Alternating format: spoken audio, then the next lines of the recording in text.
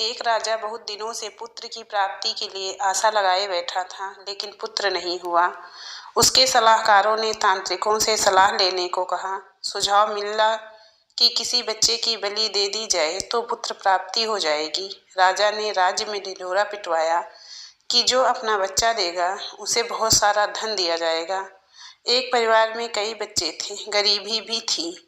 एक ऐसा बच्चा भी मिला जो परमात्मा पर विश्वास रखता था तथा संतों के सत्संग में अधिक समय देता था। परिवार को लगा कि इसे राजा को दे दिया जाए, क्योंकि ये कुछ काम भी नहीं करता है, हमारे किसी काम का भी नहीं है। इसे देने पर राजा प्रसन्न होकर बहुत सारा धन देगा। ऐसा ही किया गया। बच्चा राजा को दे दिया गया। राजा के तांत्रिकों द्वारा बच्चे की बलि की तैयारी हो गई। राजा को भी बुलाया गया। बच्चे से पूछा गया कि तुम्हारी आखिरी इच्छा क्या है। बच्चे ने कहा कि मेरे लिए रेत मंगा दिया जाए। रेत आ गया। बच्चे ने रेत से 4 ढेर बनाए। एक एक करके 3 रेत के ढेरों को तोड़ दिया और चौथे के सामने हाथ जोड़कर बैठ गया। उसने कहा कि अब जो करना है करें। यह सब देखकर तांत्रिक डर गए। उन्होंने पूछा कि ये तुमने क्या किया है, पहले यह बताओ।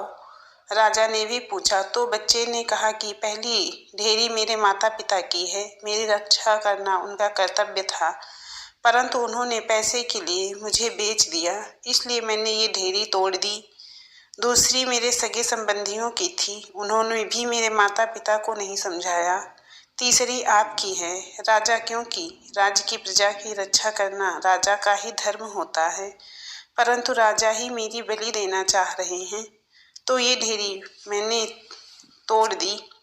अब सिर्फ अपने सद्गुरु और परमात्मा पर ही मुझे भरोसा है, इसलिए यह एक ढेरी मैंने छोड़ दी है। राजा ने सोचा कि पता नहीं बच्चे की बलि देने के पश्चात भी पुत्र प्राप्त हो या ना हो, तो क्यों ना इस बच्चे को ही अपना पुत्र बना लें। इतना समझदार और परमात्मा भक्त बच्चा है, इससे अच्छा बच्चा कहाँ मिलेगा। राजा ने उस बच्चे को अपना पुत्र बना लिया और राजकुमार घोषित कर दिया।